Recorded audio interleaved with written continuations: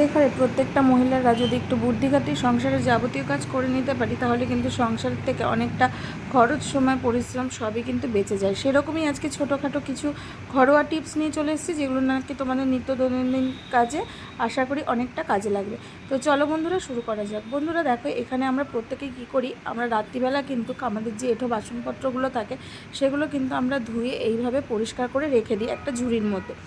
কিন্তু যদি আমরা রাত্রিবেলায় এরকম আলগা অবস্থাতেই এই বাসনপত্রগুলো রেখে দিই তাহলে কি হয়, এর উপর দিয়ে কিন্তু আরশোলা, টিকটিকি, বিভিন্ন পোকামাকড় হাঁটাচলা করে। এর ফলে কি হয়, আমরা পরের দিন সকালে যখনই আমরা উঠি না কেন আবার আমাদের নতুন করে কিন্তু এই বাসনপত্রগুলো ধুতে হয়। তো রাত্রিবেলা শোয়ার আগে বন্ধুরা কী করব, আমরা এরকম একটা সুতির ন্যাকড়া যদি এরকম বাসনের উপরে ছড়িয়ে রেখে মানে ঢেকে রেখে যে শুতে পারি তাহলে কী হবে বলো তো, পরের দিন সকালবেলা উঠে আমাদের আর নতুন করে এই বাসনপত্রগুলো আর কিন্তু ধোয়ার কোনো মানে ধুতে হবে না। আর টিকটিকি, আরশোলা, পোকামাকড়ও কিন্তু এই বাসনপত্রের মধ্যে বসতে পারবে না। একইভাবে কিন্তু আমাদের যে গ্যাস ওভেনটা আছে সেটাও যদি তোমরা ঢেকে রাখো তাতেও কিন্তু এর উপর দিয়ে কোনো আরশোলা, টিকটিকি বা কোনো পোকামাকড় কিন্তু হাঁটাচলা করতে পারবে না, যার দরুন সকালবেলা উঠে আবার নতুনভাবে গ্যাস ওভেনটাকে আমাদের পরিষ্কার করারও কোনো প্রয়োজন পড়বে না। টিপসটা যদি কাজে লাগে অবশ্যই বন্ধুরা একটা লাইক করে দিও। চলে যাচ্ছি বন্ধুরা পরবর্তী টিপসে। বন্ধুরা, আমরা প্রত্যেকের ঘরে এরকম সর্ষের তেল আর সাদা তেল কিন্তু ইউজ করি, কিন্তু যখনই আমরা এই সর্ষের তেলের জার থেকে সর্ষের তেলটা ঢালি তখন কি হয়, এই সর্ষের তেলটা গড়িয়ে গড়িয়ে এরকম ঠিক গ্যাস যে আমাদের যে কিচেন স্ল্যাবটা আছে সেই স্ল্যাবের ওপর পড়ে যায়, আর পড়ে গিয়ে একটা তেল চিটচিটে কিন্তু সৃষ্টি হয়। আর এটা পরিষ্কার করতে কিন্তু আমাদের অনেকটা খাটনি হয়। তো বন্ধুরা দেখো, আমরা যদি এই যে সাদা তেল আর সর্ষের তেলের প্যাকেটটা এরকম একটা ঝুড়ির মধ্যে, কৌটোটা এরকম একটা ঝুড়ির মধ্যে এরকম একটা সাদা ন্যাকড়া দিয়ে, তোমরা চাইলে তোমাদের ঘরে যদি খবরের কাগজ থাকে সেটা দিয়েও তোমরা করতে পারো। এরকম একটা খবরের কাগজ এরকম ঝুড়িটার মধ্যে পেতে দেবে, পেতে দেওয়ার পর তারপরে সাদা তেল আর যে সর্ষের তেলটা থাকবে সেটা এইভাবে রেখে দেবে। রেখে দিলে কী হবে, তোমরা বারবার এই সর্ষের তেল, সাদা তেল ইউজ করলেও এই সর্ষের তেলটা গড়িয়ে কিন্তু এই আর স্ল্যাবের মধ্যে পড়বে না, উপরন্তু এই যে কাগজের উপর পড়বে, আর কাগজটা কিন্তু পুরো তেলগুলোকে অ্যাবজর্ব করে নেবে। আর তোমাদের কিচেন স্ল্যাবটা কিন্তু রোজ রোজ পরিষ্কার করার কোনো প্রয়োজন পড়বে না, তেল চিটচিটে হওয়ারও কোনো সম্ভাবনা থাকবে না। টিপসটা ভালো লাগলে আর কাজে লাগলে অবশ্যই একটা লাইক করে দেবেন। চলে যাচ্ছি বন্ধুরা পরবর্তী টিপসে। বন্ধুরা প্রথমে দেখতে পাচ্ছ এখানে আমি কিছুটা পরিমাণ তুলো নিয়ে নিয়েছি। এরপরে এই তুলোর মধ্যে বন্ধুরা কিছুটা পরিমাণ আমি দিয়ে দেব আমাদের যে মৌরি থাকে, মৌরি বা ধরো যে জোয়ান, সেই জোয়ান জাতীয় সেই জিনিসগুলো। তো জোয়ান দিয়ে দিলাম, তারপরে দিয়ে দিলাম এর মধ্যে কতগুলো রসুনের খোসা, আর তারপরে এখানে দিয়ে দেবো একটা গোটা লবঙ্গ, লবঙ্গর ফুল মানে সমেতই তোমরা এখানে ইউজ করবে। এরপরে কি করব, এই তিনটে উপকরণকে কি করব, এই তুলোটার মধ্যে একটা সলতের আকার দেব। তো সলতের মতো করে এরপরে এর মধ্যে ভালো করে এভাবে ডলে নেব যাতে নাকি সলতেটা সরু হয়। আর এরপরে এর মধ্যে দিয়ে দেবো কিছুটা পরিমাণ সর্ষের তেল। আর হ্যাঁ, তেল দেওয়ার সময় কিন্তু তোমরা একদমই কিপটামো করবে না, যতটা পরিমাণ তেল দরকার ঠিক ততটা পরিমাণে কিন্তু তেল তোমরা এখানে দেবে। তো দেখো এখানে আমি কিছুটা পরিমাণ সর্ষের তেল দিয়ে নিলাম। দিয়ে নেওয়ার পর এরপরে কি করব, এই যে ইয়েটা তৈরি করেছি, যে সলতেটা তৈরি করেছি এর মধ্যে দিয়ে দেবো জাস্ট মানে একটা কর্পূরের, সেটাকে একটা সাঁড়াশি দিয়ে এইভাবে গুঁড়ো করে দেব। তো এটা আমাদের কি কাজে লাগবে বন্ধুরা, আমাদের সন্ধে হলেই আমাদের ঘরে কিন্তু বিভিন্ন মশা, মাছি, পোকামাকড়, বিভিন্ন পোকামাকড়ে কিন্তু হয়, আর সেইগুলোর জ্বালায় কিন্তু আমাদের মানে জীবন ওষ্ঠাগত। তো আমরা যদি সন্ধেবেলা এই যে আমি সলতেটা বানালাম এটা যদি ধরিয়ে কিছুক্ষণ রেখে দিতে পারি, আর ধরো দেখবে যে সমস্ত জায়গাগুলো অন্ধকার থাকে, যেখানে লাইট আলো প্রবেশ করতে পারে না, যেমন নাকি ডাস্টবিন এরিয়া, ফ্রিজের পেছন বা ওয়াশিং মেশিনের পেছন, আলমারির পেছন, খাটের নিচ, এই যে জায়গাগুলো রয়েছে এই জায়গাগুলোতে কিন্তু দেখবে লাইট মানে যেহেতু আলো থাকে না সেহেতু কিন্তু এই অন্ধকার জায়গাগুলোতেই আমাদের পোকামাকড়গুলো বেশি হয়, আর মশা মাছিগুলোও বেশি হয়।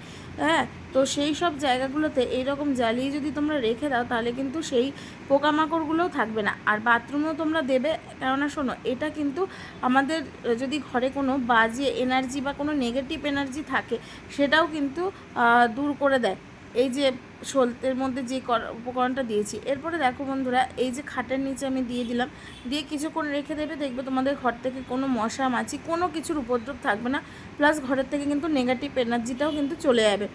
আর এরপরে দেখো এটা নিভে গেলে এই যে ধোঁয়াটা আছে, এই ধোঁয়াটাও কিন্তু এটা এই মানে খুবই উপকার, যেটা নাকি ঘরে একদম পোকামাকড় আর টিকটিকি আরশোলা কোনো কিছু থাকবে না এই ধোঁয়ার কারণে এই সমস্ত গন্ধ কিন্তু ওরা একদম সহ্য করতে পারে না। টিপসটা ভালো লাগলে বন্ধুরা অবশ্যই লাইক করে দিও। চলে যাচ্ছি বন্ধুরা পরবর্তী টিপসে। বন্ধুরা দেখো এখানে আমি একটা জলের বোতল নিয়ে নিয়েছি, আর জলের বোতল দিয়ে আজকে তোমাদের এই টিপসটা দেখাবো।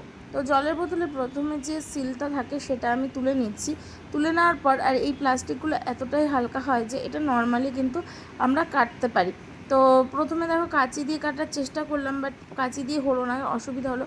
তো কি করলাম, এখানে আমি একটা চাকুর সাহায্য নিয়ে আমি কিন্তু এটা সোজা এইভাবে কেটে দিলাম। এরপরে কেটে বন্ধুরা এটা কি করব চলো সেটাই তোমাদের সঙ্গে আজকে শেয়ার করব। বন্ধুরা খুব সাবধানেই কিন্তু এই বোতলটা কাটতে হবে, কারণ এই বোতলের যে প্লাস্টিকটা থাকে সেটা কিন্তু একদম হালকা থাকে, তো একটু এদিক ওদিক করা যাবে না। এরপরে এর মধ্যে কি করব বন্ধুরা, আমরা যখন বাইরে ঘুরতে যাব তখন কিন্তু আমরা ব্রাশ, পেস্ট, তারপরে ধরো রেজারগুলো থাকে, সেই সমস্ত জিনিসগুলো কিন্তু আমরা ক্যারি করি। আর ব্যাগের মধ্যে ক্যারি করার সময় কি হয়, এখানে ওখানে সেগুলো ছড়িয়ে ছিটিয়ে থাকে, তখন প্রয়োজনার্থে কিন্তু আমরা সেই জিনিসগুলো হাতের কাছে পাই না। তো বন্ধুরা আমরা এরকম বোতল যদি কেটে নিয়ে তারপরে এই মানে কোথাও ঘুরতে যাই, তাহলে কি হবে, এক চান্সে কিন্তু আমরা এই যে ব্রাশ, পেস্ট এইগুলো কিন্তু পেয়ে যাব, আর কোনো অসুবিধাও হবে না, আর খুব সুন্দরভাবে কিন্তু আমরা নিয়ে যেতে পারবো, আর এখানে ওখানে ছড়িয়ে ছিটিয়েও কিন্তু থাকবে না। জাস্ট বোতলটা বের করে দিলেই কিন্তু আমাদের এই কাজটা হয়ে যাবে। টিপসটা ভালো লাগলে বন্ধুরা অবশ্যই একটা লাইক করে দিও। চলে যাচ্ছি বন্ধুরা পরবর্তী টিপসে। বন্ধুরা প্রথমে দেখো এখানে আমি একটা চিরুনি নিয়ে নিয়েছি, আর নিয়ে নিয়েছি একটা ছোট মোজা। তোমাদের ঘরে যদি এরকম অনেক মোজা থাকে যেগুলো নাকি নষ্ট হয়ে যায়, ছিঁড়ে যায়, বা একটা পেয়ার ধরো রয়েছে আর একটা পেয়ার নেই, সেরকমই যেটা নাকি ইউজ হয় না, সেরকমই একটা মোজা এখানে নিয়ে নেবে। নিয়ে নেওয়ার পর কী করবে, মোজাটার মধ্যে ভালো করে এই চিরুনিটাকে ঢুকিয়ে নেবে, মানে চিরুনিটাকে কভার আপ করে নেবে। এরপরে এই চিরুনিটা কী কাজে লাগাবো বন্ধুরা, আমাদের ঘরে যে আমরা ফ্লোর পরিষ্কার করি, তো ফ্লোর পরিষ্কার করতে গেলেও কিন্তু অনেক সময় আমাদের উপর পরিষ্কার হলে এই যে কোনা কাঞ্চিগুলো আছে, এই কোনাগুলোতে কিন্তু দীর্ঘদিন ধরে ময়লা জমে থাকে, আর এই ময়লা জমে থাকার কারণে কিন্তু এই জায়গাটা পুরো কালচে হতে থাকে, আর তেল কাশতেও হতে থাকে, আর দেখতে কিন্তু একদমই ভালো লাগে না। তো দেখো এইগুলো আমরা কি করে পরিষ্কার করব, তো তার জন্য বন্ধুরা এখানে আমাদের প্রত্যেকের ঘরেই কিন্তু এরকম হারপিক থাকে। তো সেরকম হারপিক এই কোনাগুলোতে এইরকম কিছুটা পরিমাণ ছড়িয়ে রাখো। ছড়িয়ে নেওয়ার পর ওই যে আমি চিরুনিটা ঢুকিয়েছিলাম মোজাটার মধ্যে, এইভাবে কিন্তু সুন্দরভাবে আমরা এই কোনাগুলো পরিষ্কার করে নিতে পারবো। দেখো দেখতে পাচ্ছ আগে কতটা পরিমাণ এই কোনাগুলোতে নোংরা ছিল, আর এইভাবে চিরুনি দিয়ে পরিষ্কার করাতে দেখো কতটা পরিমাণ পরিষ্কার হয়েছে। আর হারপিক দিয়েছি, হারপিকের মধ্যে প্রত্যেকেই যেন একটা অ্যাসিড থাকে, তো সেটার কারণে কিন্তু আমাদের খুব সহজেই আমাদের এই ঘরের এই কোনাকাঞ্চিগুলো পরিষ্কার করে নিয়েছি। এইভাবে কিন্তু আমরা পুরো ঘর কিন্তু পরিষ্কার করে নিতে পারবো এই ছোট্ট একটা চিরুনির সাহায্যে। তো বন্ধুরা অবশ্যই তোমরা বাড়িতে এটা ট্রাই করে দেখবে তোমাদের ভারী ঘর কিন্তু একদম দারুণ ঝকঝকে পরিষ্কার থাকবে।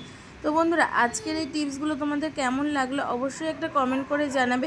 ভালো লাগলে অবশ্যই একটা লাইক করে দেবে, আর যদি আরেকটু ভালো লাগে তাহলে অবশ্যই তোমাদের বন্ধু বান্ধব আত্মীয় পরিজনের মধ্যে এই ভিডিওটাকে শেয়ার করে দেবে। আর যারা আমার ভিডিওটা নতুন দেখছো, নতুন চ্যানেলে ভিজিট করছো, তারা প্লিজ চ্যানেলটাকে সাবস্ক্রাইব করে দিয়ে পাশে থাকবে। চলো বন্ধুরা আজকের মতো তোমাদের কাছ থেকে বিদায় চেয়ে নিচ্ছি। আবারও আসছি নতুন কোনো ভিডিও নিয়ে, নতুন কোনো সময়, নতুন কোনো দিয়ে। চলো আজকের মতো টাটা।